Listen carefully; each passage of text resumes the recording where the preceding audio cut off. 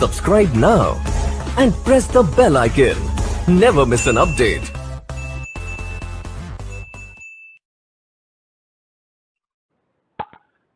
तो सिंपल सा टॉपिक है हमारा, जिसके अंदर हम फाइल एट्रीब्यूट्स के बारे में डिस्कस करेंगे कि एक फाइल के क्या क्या एट्रीब्यूट्स हो सकते हैं।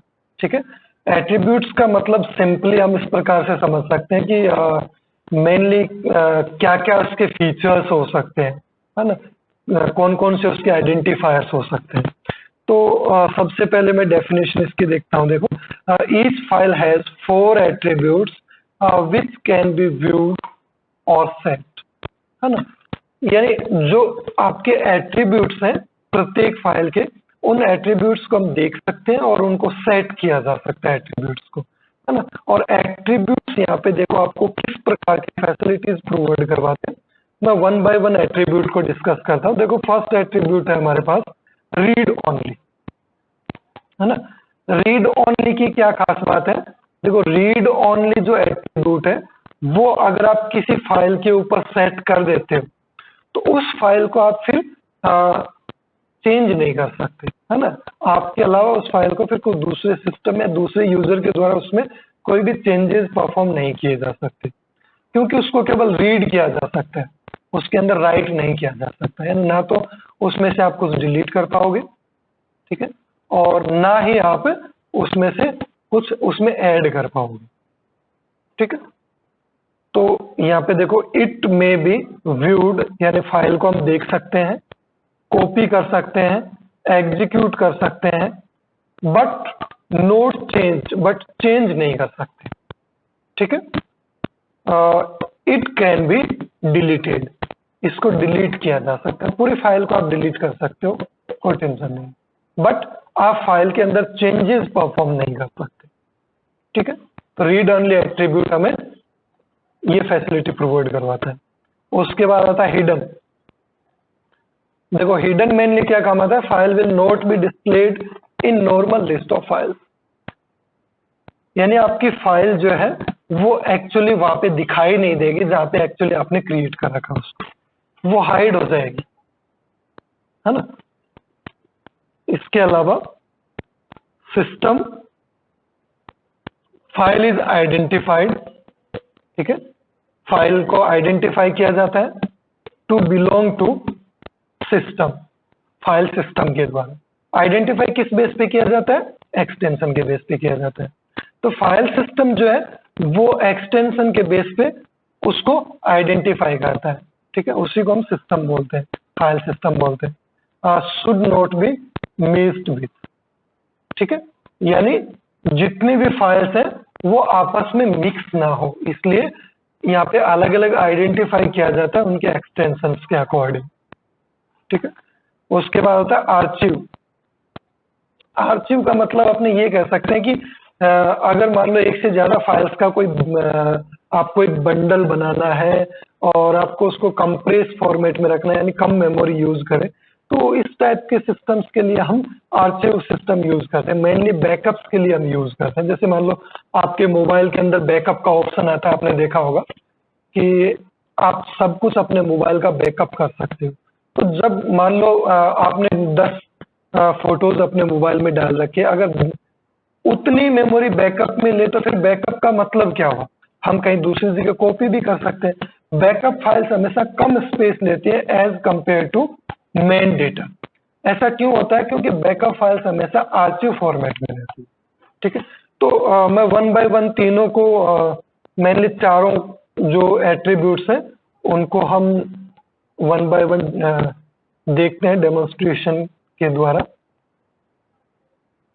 ठीक है। सबसे पहले अपने इस फाइल को लेते हैं और इसकी प्रॉपर्टी में जाते हैं, ठीक है।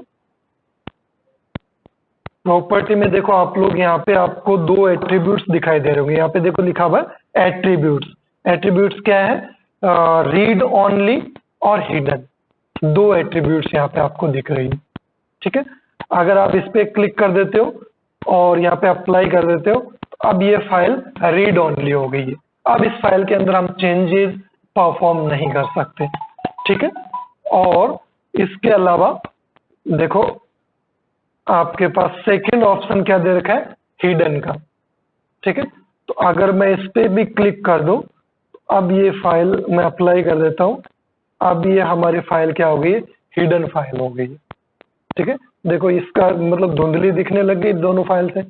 और इसके अलावा इसमें और भी एट्रीब्यूट्स अवेलेबल होंगे।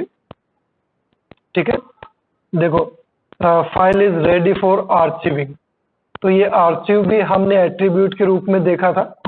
ठीक है, और एक्सटेंशन सिस्टम मेनली वो तो सिस्टम फाइल्स है ही जो एक्सटेंशन से हम करते हैं, तो एक्सटेंशन मेनली यहाँ पे हमें दिख रहा है .docx।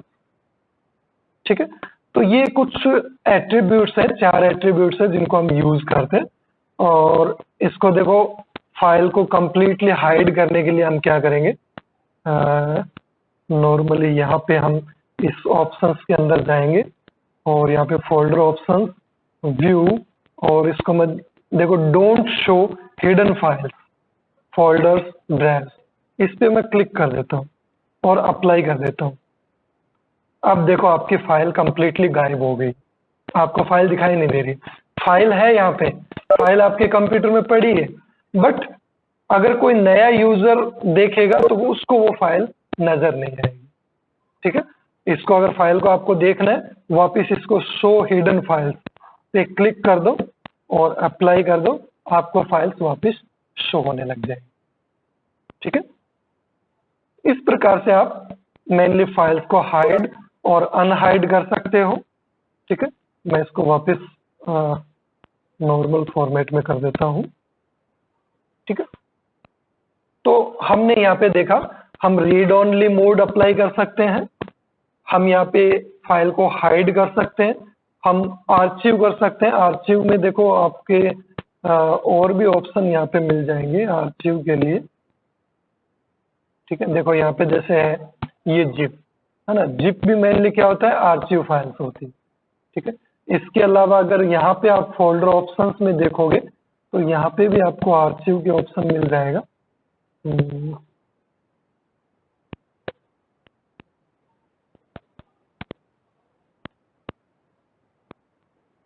ठीक है,